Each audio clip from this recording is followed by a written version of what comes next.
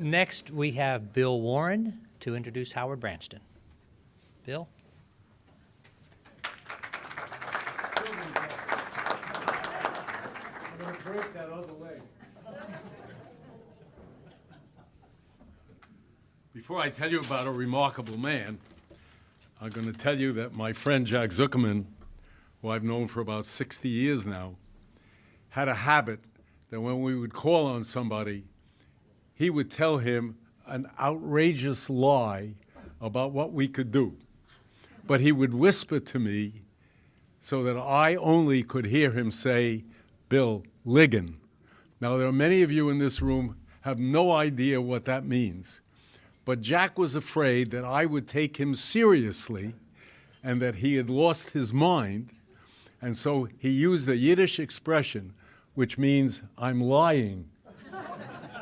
So at least I was the only one in the room that knew that Jack was putting on an act. And that broken leg, believe me, Ligon.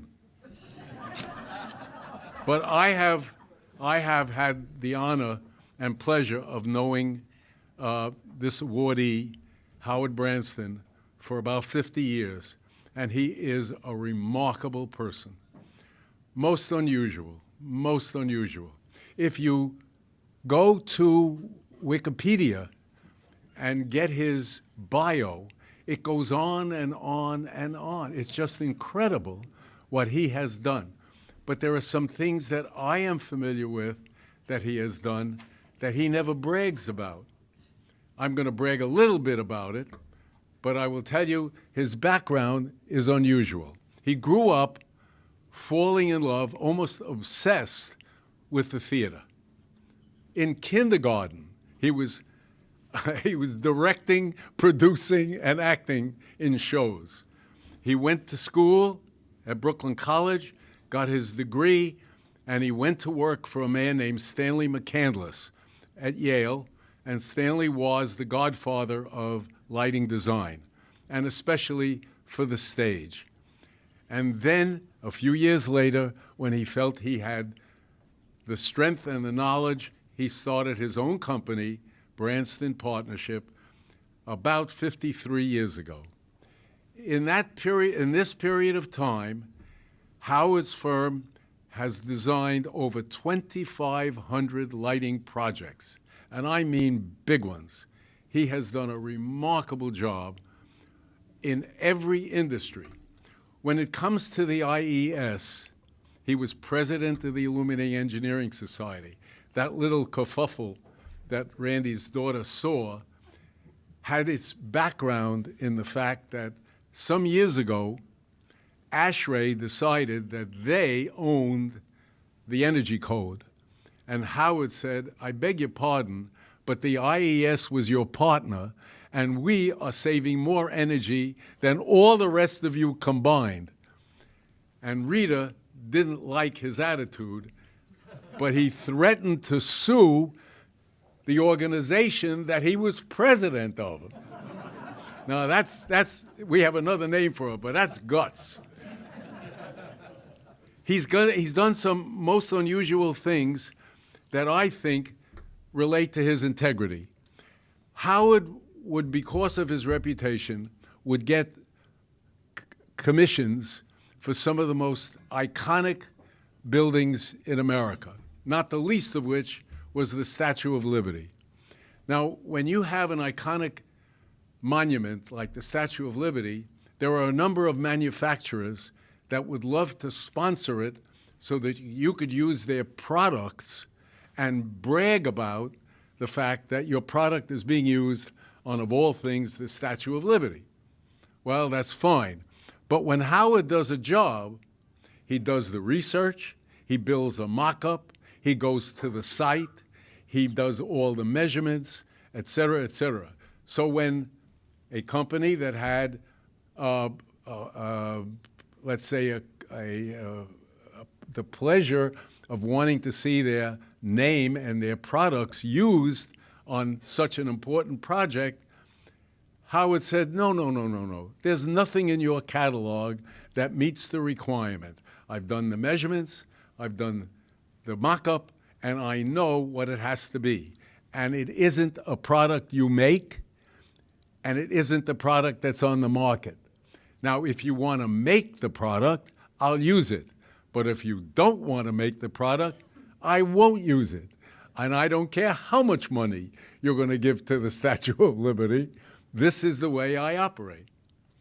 On a personal basis, his relationship with the IES brings a great deal of pleasure to most of us who know him, because after being president and after getting the four highest awards that the IES can give, in 1985, he meets and marries an IES employee named Melanie Manning and marries her, and they just celebrated their 30th wedding anniversary, and I wish him all the luck in the world. He married a winner, and that's a prize that I must say he deserves. He really deserves.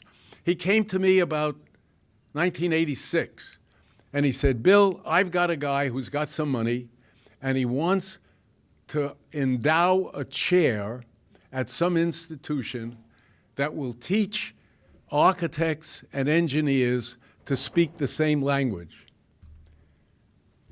What do you think we could get out of Cooper Union, where I was president of the Alumni Association? I said, well, we have 3 disciplines: architects, engineers, and artists. How about offering a chair, a funding of a chair, and we'll get 1/3 each in every class? And he got the $2 million.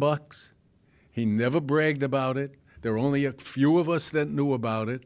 Since 1996, we have educated over 400 people, architects, engineers, and artists who speak the same language. And so I'm indebted to him. I think he's just one of the greatest guys. His integrity is without question. It's your floor.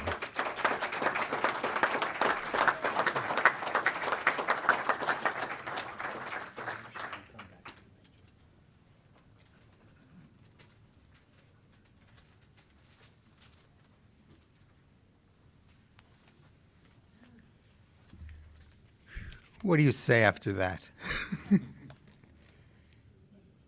It's always a real thrill to get an award. I can't even count how many awards I have. But you know what? It's always a thrill. And it's important because it brings focus to what you do. And that is important. I'm going to change a little bit of the statistics that Mr. Warren gave. But I think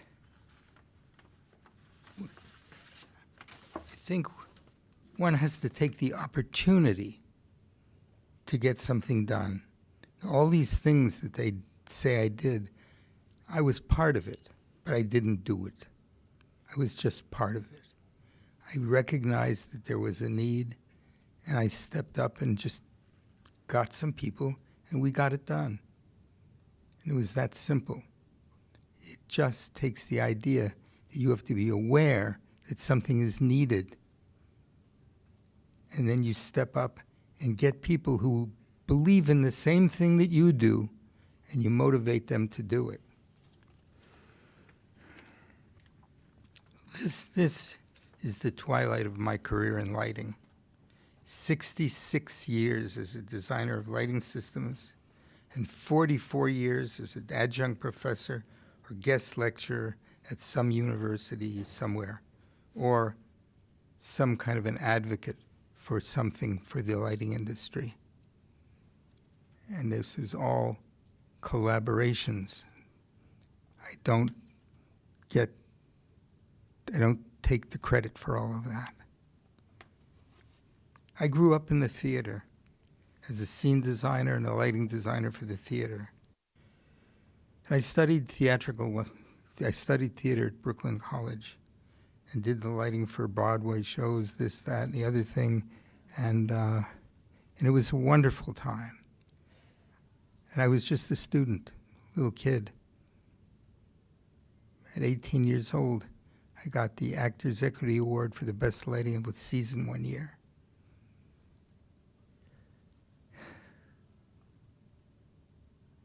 McCandless allowed me to go out and light shows while I worked for him. And he allowed me to get a Ford Foundation grant and teach school. And I learned so much being a teacher.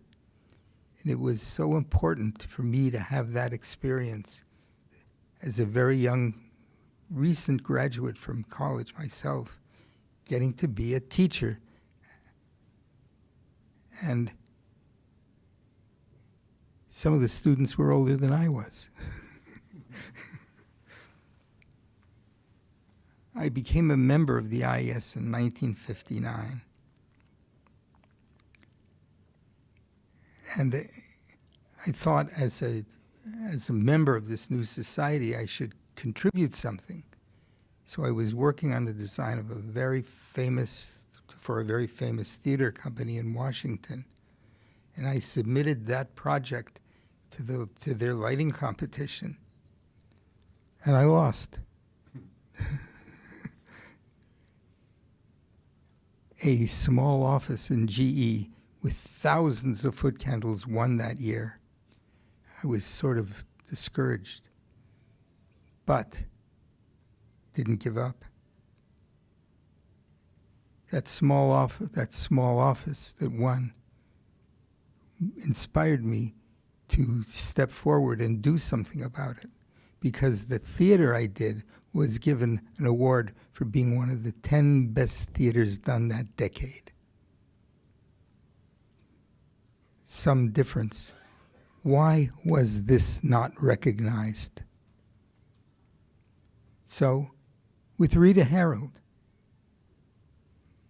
my collaborator at the IES, we took the responsibility of the lighting competition away from the regional vice presidents and got it where it belonged, in the hands of the design and engineering community and the research community. And it lifted the whole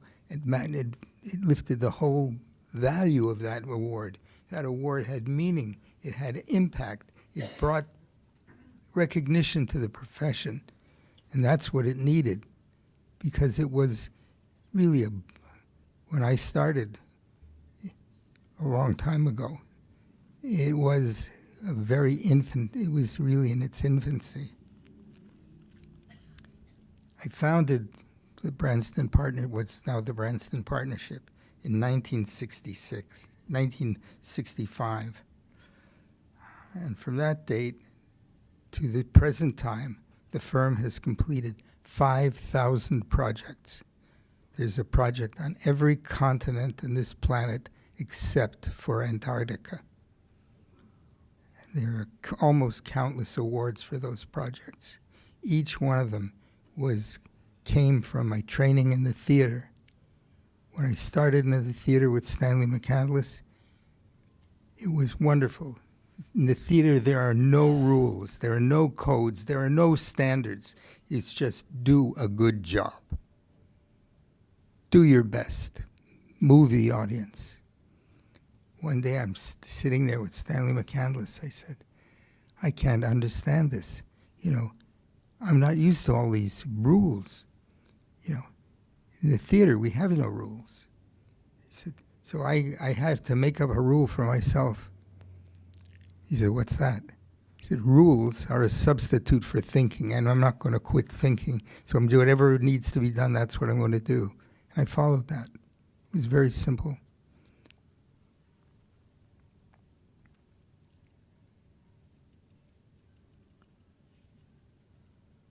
I was one of the founding members of the IALD. I felt that I had to participate in the workings of the profession, as well as doing what I did for a practice. I was given the opportunity to do that because I was a member. I was a member of the IES. And these opportunities came through that because, as I said, all of this was a collaboration. I served on a government committee during the energy crisis to control energy. And I wasn't doing much, and everybody was trying to get something done to lead the country in the direction it came. And I realized that I was not making a real contribution. And when I realized that, I went back home that time, and I wrote the mathematical equation that was used to set the upper power limit for lighting for their first energy code. That gave me a little standing with the Department of Energy. And it became clear that you could not do this by yourself. If I didn't represent the IS, I'm not sure what would have been done.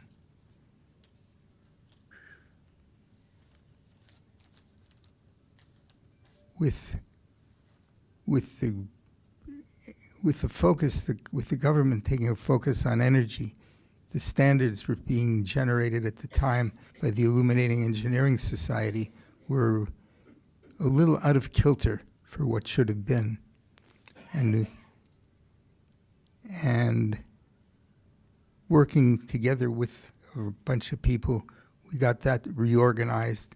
And if you look at the 5th edition of the handbook and you look at the current edition of the handbook, there are two totally different sets of criteria.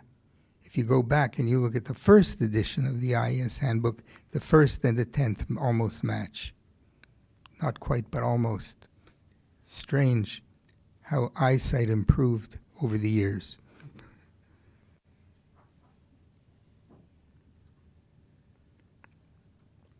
I could go on and on for this, but the point I wish to make is we are at a time in lighting when it is the most productive, beautiful projects are being designed all over the world. And it's marvelous to see. But at the same time, we have energy enthusiasts who are putting handicaps on with criteria and codes and standards that do not make sense. And so we need to band together now and take an interest and participate in setting new standards that make sense. And the only criteria that I use these days is you should not use the law to sell products. So banning the incandescent lamp, I think, is a mistake that should be withdrawn.